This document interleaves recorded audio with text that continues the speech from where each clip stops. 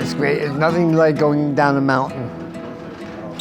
And it's all on you and the ski. And you better know what you're doing. Just because you can't do something fast, don't stop yourself. Don't sit in your room and wallow in your own self-pity. I never did that.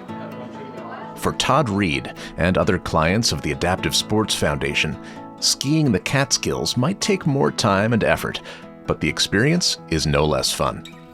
Earlier this month, we joined Todd for a run from the top of Windham with the assistance of a team of volunteers who made sure that experience was comfortable, safe, and exciting. Stay tuned to hear all about adaptive sports on the Catskills Windham Mountain. This episode of Catscast is brought to you by Briars and Brambles Books, the go-to independent book and gift store in the Catskills. Located in Windham, New York, right next to the pharmacy, just steps away from the Windham Path. Open daily. For more information, visit briarsandbramblesbooks.com or call 518-750-8599. And by the Mountain Eagle, covering Delaware, Greene, and Schoharie counties, including brands for local regions like the Windham Weekly, Schoharie News, and Catskills Chronicle. For more information, call 518-763-6854 or email mountaineaglenews@gmail.com. Based on Windham, the Adaptive Sports Foundation is a 501c3 organization which, since 1984, has been providing profound and life-changing experiences for children and adults with physical and cognitive disabilities and chronic illnesses through outdoor physical activity, education, support, and community. Since discovering the program in 1995, Todd Reid comes up from the Jersey Shore once a year to ski Windham. Can you hear me? I can hear you. I was paralyzed from the waist down. At birth, I have spina bifida, which is a curvature of the spine. I'm a 3-time state champion for the bench press. I coach 3 sports. I coach baseball, football, and wrestling. And I love coming out here. I live in Point Pleasant Beach now, New Jersey. That's the Jersey Shore. 3 hours both ways. I was looking into places to go skiing. And my brother Donnie just happened to know people with this adaptive program at Windham. So I love it. It's great. It's nothing like going down a mountain. And you better know what you're doing. And if you don't know what you're doing, the Adaptive Sports Foundation is well equipped with both training and gear. Today, Todd is going out on a new snow cart with the assistance of trained volunteers. Program manager Tony Vasile explains. This student was going to be in a bi-ski in the Mountain Man. He's been coming since 1995 and using that equipment, but looks like the instructors are selling him on making a switch to the snow cart by a company called Tessier.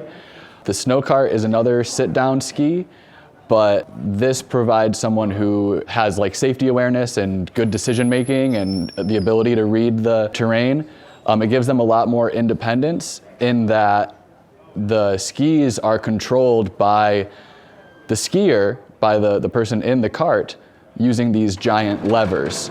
So he'll be able to, by pulling his arms together, go into a wedge, by opening an arm to one side or the other, engage a turn, and by pulling the levers back, will drive a spike into the snow and can hit the brakes.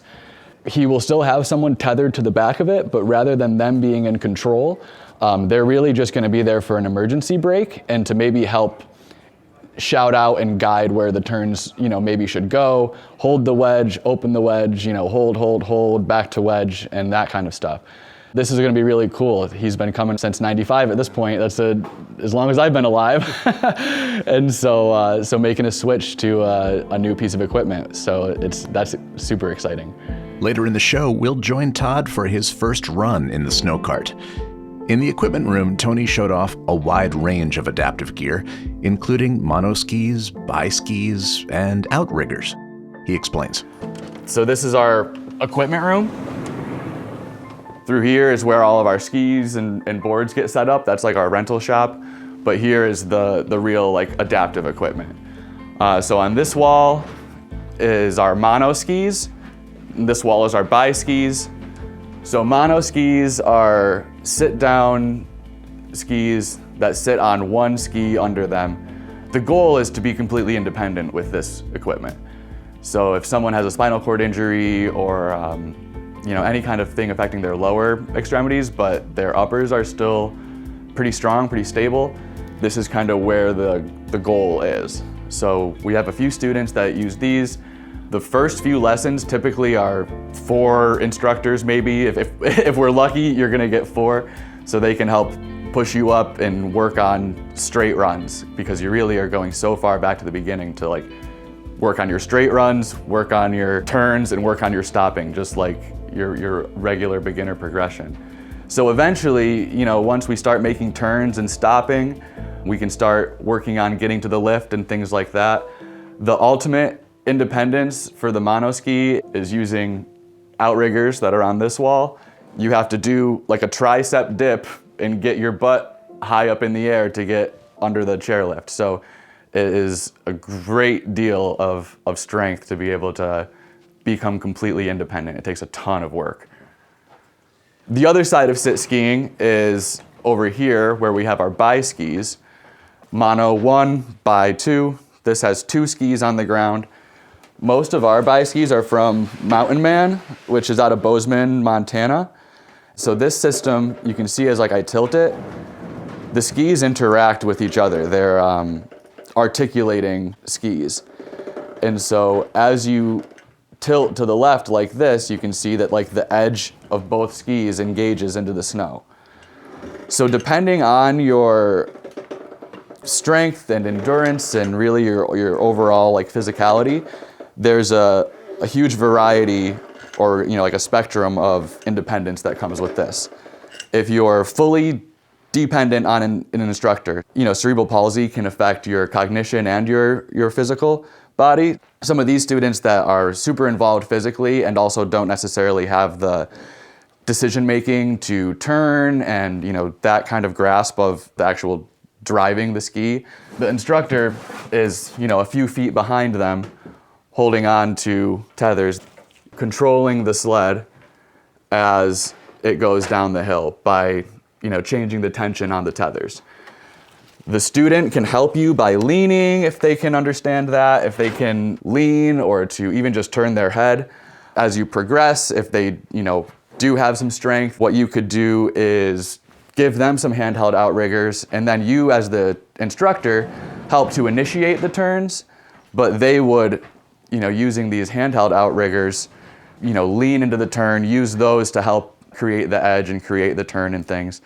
So one of our monoski students we saw last year bi skiing, he had cerebral palsy. He was like, I think 9 years old at the time, but his cerebral palsy was pretty much isolated to the lower extremities. His core strength was pretty top notch. His arm strength was pretty good.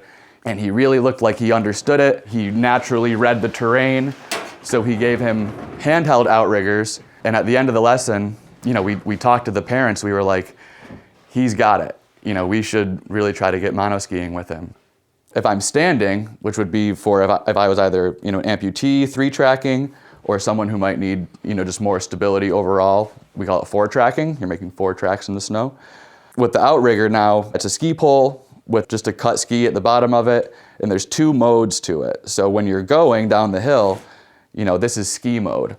If you're gonna now maneuver to the lift or side shuffle over to another run, if it's like Bel Air, which is a ridge, very much a ridge, you can flick this string and put it into walk mode. So now you've got kind of a bear claw like ice pick on the bottom of it to help you get around. And same thing for the monos. If they need to push to get around or to do that huge tricep dip like I was talking about, they dig into the snow and push up from there. One student being equipped with outriggers today is Julia, a young skier who's come up from Jersey City with her mom, Daniela. Julia, she's 8 years old and she has spastic cerebral palsy. So this is her 3rd time here. And well, she's enjoying learning to ski. She gets very tired too, right? But she has a lot of fun, and all the volunteers, they are great. The ASF building, in addition to the equipment stored within, has one more unique feature that substantially simplifies a day on the mountain. One of the things, like as we're in the equipment room, I always get super excited, that makes us pretty unique is this like slope side location that we have. To my knowledge, at least, this is the only adaptive program where if you are a wheelchair user, you can park, 20 feet from the door, roll up in the ramp, switch over to your sit ski in the equipment room, and then out directly onto the snow and down. And then if you even come just past the tree a little bit, all of this is run by the mountain, but this is essentially our lift that schlep folks back up here. It's a nice little beginner trail too, like that's a good place to do some learning, but it just makes it so easy. If you are an independent mono skier, we have some instructors that are mono skiers, and they can just make it such an easy trip as opposed to parking and getting on a shuttle, going, and getting set up in the base lodge and then having to be pushed up the hill to where the lifts are, So that's my favorite part about this place actually, is that it is slope side, equipment room to snow in 10 feet. All right, you're gonna have to go up again. We'll have to get him back. Back inside, Todd was getting some final adjustments in his new snow cart, and we met up with another repeat client, Nicholas, Nice to meet you. up with Nice his to meet family you too. for a What's your day name? of ski Brett. fun. Brett, nice to meet you. Nice to meet you too. I would like oh, There you go. all right. Well, Nicholas was born blind, and he has autism, and we try to get him out to do normal things that other people do, and one of them is teaching him how to ski, which I tried to do on my own until I found the adaptive sports program, and I pretty much handed it off to them. I was able to take a break, and we come up every year, and he gets his instructors, and he goes up on the mountain and just has a great time. It's not so much about learning how to ski for him, but it's just being out there and doing the ski. But yeah, this seems to be like all our vacations are here at Windham. In the past few years, the population that we've seen the most is autism, and kind of behind that is just broader neurodivergence. So we have a lot of students with ADHD, with OCD, learning disabilities that don't have a definitive diagnosis. A lot of our students with cognitive disabilities wind up being what we call two-trackers. So they leave 2 tracks in the snow. They're on 2 skis. If we can get them to use poles, that's great. As you get into the physical disability side, that's when you see more of the adaptive equipment, like the outriggers that we were talking about and the sit skis.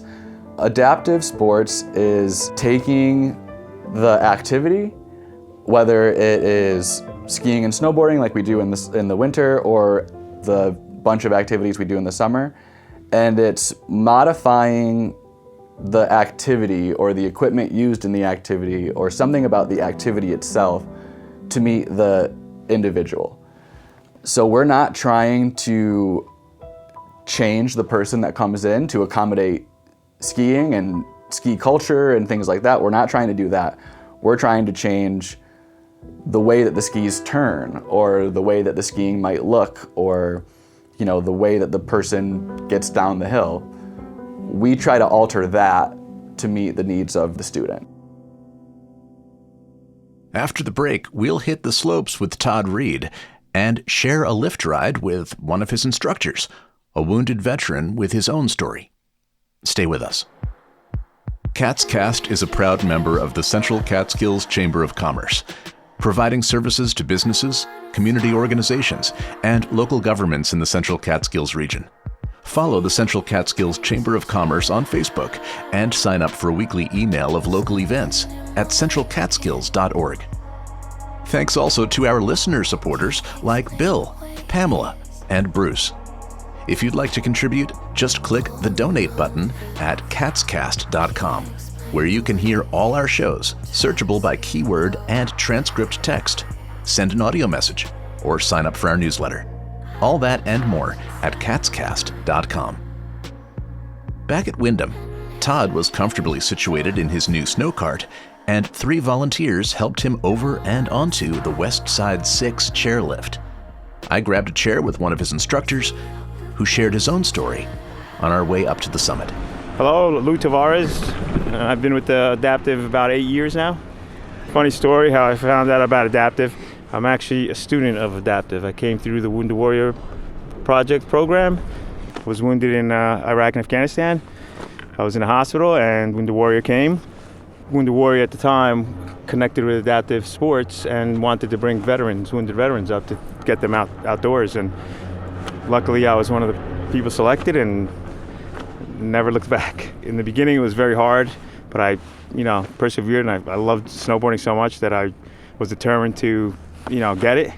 Actually, by my second or third year, Adaptive actually wound up getting a grant to get wounded warriors or disabled service veterans to get certified by PSIA and to give back to teach other veterans how to snowboard or ski. And I wound up winning one of the grants and got certified, my Adaptive Level 1. And the only thing I had to work for a program and give back. So here I am. I volunteer about 20 to 24 days every season. I mean, it's rewarding. People think that I'm doing a service for others. It's reciprocal in the same way. I get just as much back as I give. So it's great. It's amazing. Here's all these things that we need to do. It's good to know. All right, now we're good. So whatever works, however the easiest way to hold those for you, work it. Yeah. All right, use the whole trail, back and forth across the trail. Control your speed. All right. At the mountain summit, instructor Dean Tartaro tethered to the back of Todd's ski apparatus, and with the other instructors nearby, we very quickly set off down the trail. Tony Vasile skied alongside and explained the dynamic. So Lou is acting as a blocker right now. As we come into an intersection, he's going to ride out in front and kind of make himself known as a presence. And see, now these guys up here are going to pause. They let us go by. So on a sit ski team, you always have the person tethering, and then you have anyone who's skiing around behind and in front of the sled. As they're acting as blockers to kind of just clear the space. We don't want traffic in this area. Yeah, that was a great run, Todd. Yeah. That was killer. That's good. So top to bottom, that's like 2.25 miles. That's a long ride, man. That was awesome. Making really good turns on it too. Yeah, very good. Yeah, starting to get the feel for that. A whole different ballgame than what you're used to. Awesome. But it's been on the shoulder. A lot better on the shoulder. Not bad on the shoulders? Good. Not bad on the shoulder at all. Good. Nothing like going down the mountain. When I first started in 1995, they put me on the bunny trail. And I was like, no, I'm here once a year. I want to go big. I'll go home. Nothing wrong with the bunny trail, though, and that's where Tony and I found Julia, who was working with her instructors on Woolly Bear at the base of the mountain. Right. I think we got it, Julia. I think we got it. I think I got it this time. All right. Even How if does that feel? Good they're time? not going Now, down and making the turns at this point, they're still working to make sure the equipment is in the right spot and stuff to have like a successful run. All of this time is productive. Standing on the snow, standing in the boots, standing on the skis, all of that builds that kinesthetic awareness and really helps her out. We found, like even last time, bringing the chair out so that she can sit and rest, and working on, like the PT in me sees it as a sit to stand. So she's doing sit to stands from the chair up with the skis on, and that's giving her an idea of like pressure management and weight distribution and all of these fundamentals of skiing. All right. Nice and easy. Come on. Keep those outriggers out in front of you. Push them out. Push them out. Push. Come on. You got to get your weight up. Good. And let's go. We're going to go this way. Yeah, this way. Whoa. You feel okay? All right. Let's sit for a minute. I'll put my skis on and we'll try this again. All right. Many thanks to Julia and Todd and Nicholas and to everyone at the Adaptive Sports Foundation. If you'd like to know more, check out adaptivesportsfoundation.org. Cats Cast is a bi-weekly production of Silver Hollow Audio. Be sure to subscribe and stay tuned for our next episode on living harmoniously with our Catskills black bears, because it's just about that time of year again. Until then, I'm Brett Barry. Thanks for listening, and we'll see you next time.